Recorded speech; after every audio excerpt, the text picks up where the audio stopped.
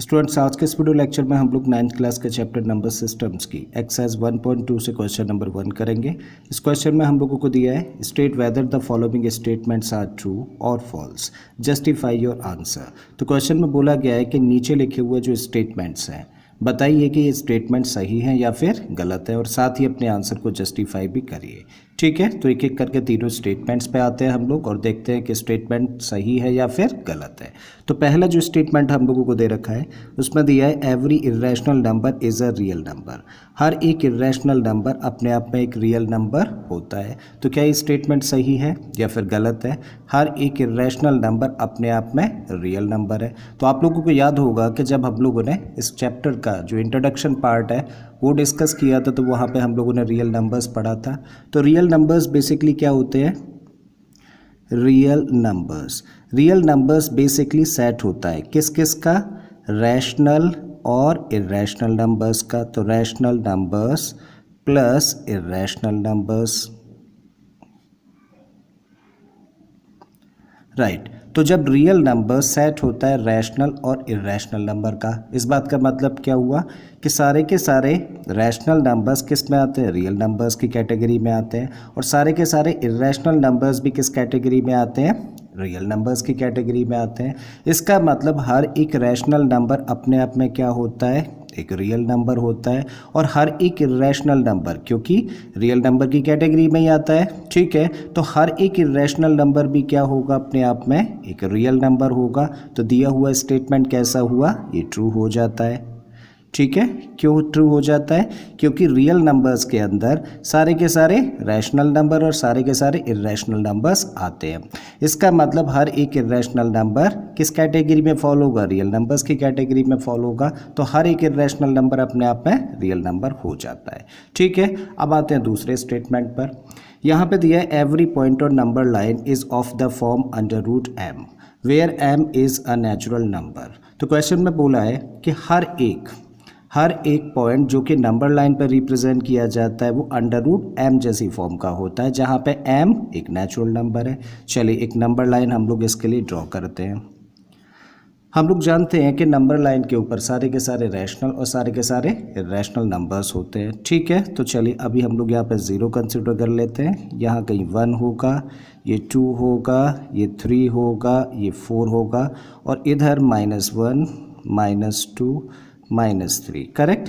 तो इसी तरीके से नंबर्स अरेंज होंगे नंबर लाइन पे, राइट। अब जब हम लोग बात करते हैं हर एक नंबर, क्या बोला स्टेटमेंट में? हर एक नंबर अंडर रूट एम जैसी फॉर्म का होता है, जहाँ पे एम नेचुरल नंबर होता है। चलिए नेचुरल नंबर्स की बात करें तो नेचुरल नंबर्स क्या होते हैं? 1 2 3 4 5 6, राइट, 7 8 9, यही सारे के सारे नेचुरल नंबर्स हैं। आगे तक चले जाएंगे। अब अगर हम लोगों को बोला है कि हर एक नंबर अंडर रूट एम जैसी फॉर्म का होता है, तो हम लोगों ने इसको अंडर रूट एम जैसी फॉर्म में लिखा, मीन्स 1 का स्क्वायर रूट, और 1 का स्क्वायर रूट क्या निकला?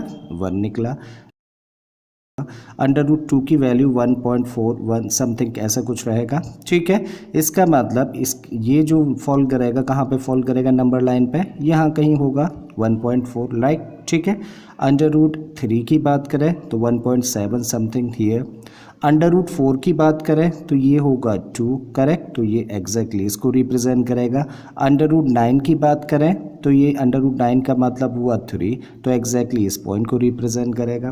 तो हम लोगों ने देखा कि जब हम लोग नेचुरल नंबर्स का स्क्वायर रूट की बात कर रहे हैं, मीन्स एम कोई भी नेचुरल नंबर है और उसका स्क्वायर रूट लिया जाए, तो हम लोगों ने ऑब्जर्व किया कि हमें सिर्फ और सिर्फ कैसे नंबर्स मिल रहे हैं? पॉजिटिव नंबर्स मिल रहे हैं। नेगेटिव नंबर्स और जीरो तो हम लोगों को मिल ही नहीं रहा, करेक्ट। इसका मतलब क्या है कि हर एक पॉइंट जो नंबर लाइन पे होगा, सब पॉइंट्स को हम लोग अंडर रूट एम की फॉर्म में रिप्रेजेंट नहीं कर सकते हैं। कौन से नंबर्स, जितने भी आप नेगेटिव नंबर्स देख पा रहे हैं, इनको तो हम लोग इस फॉर्म में रिप्रेजेंट ही नहीं कर पा रहे हैं, क्योंकि हम लोगों ने देखा कि जब हम लोग नेचुरल नंबर्स का स्क्वायर रूट लेते हैं तो सिर्फ हम लोगों को पॉजिटिव नंबर्स मिलते हैं, कभी भी हम लोगों को नेगेटिव नंबर्स नहीं मिल पा रहे हैं। ठीक है, इसका मतलब जो नेगेटिव नंबर्स हैं और जो जीरो है उसको तो हम लोग रिप्रेजेंट कर ही नहीं सकते हैं इस फॉर्म में, करेक्ट है। इसका मतलब ये स्टेटमेंट कैसा हुआ? ये स्टेटमेंट हो जाता है फॉल्स, राइट क्या रीज़न दे सकते हैं? बिकॉज द नेगेटिव नंबर्स और number line can not be represented in the form under root m. लिख देते हैं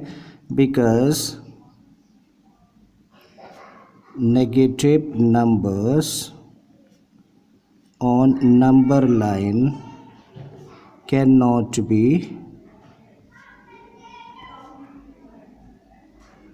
represented in this form। किस फॉर्म में? अंडर रूट एम जैसी फॉर्म में जहाँ पे एम नेचुरल नंबर होगा। करेक्ट। अब आते हैं थर्ड स्टेटमेंट पर। थर्ड स्टेटमेंट में हम लोगों को दिया है every real number is an irrational number. हर एक रियल नंबर अपने आप में एक इरेशनल नंबर होता है। तो फिर से आ जाते हैं इसी स्टोरी पर।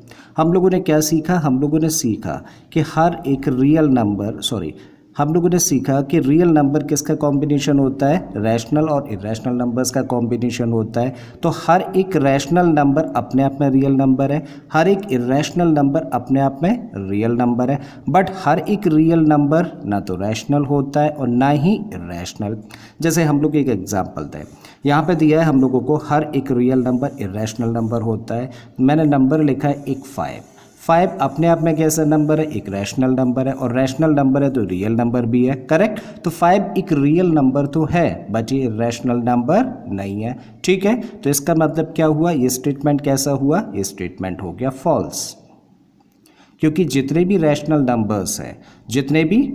नंबर्स हैं वो रियल नंबर तो होते हैं बट वो इरेशनल नंबर्स नहीं होते हैं। करेक्ट है। आई थिंक ये चीज़ आप लोगों को समझ आ गई होगी। अगर ऐसा है तो प्लीज़ वीडियो को लाइक कर दें, चैनल को सब्सक्राइब कर लें, और बाकी के क्वेश्चंस के लिए आप मेरी प्लेलिस्ट में चले जाइए। इस तरह के बहुत सारे क्वेश्चंस मैंने ऑलरेडी अपलोड किए हैं।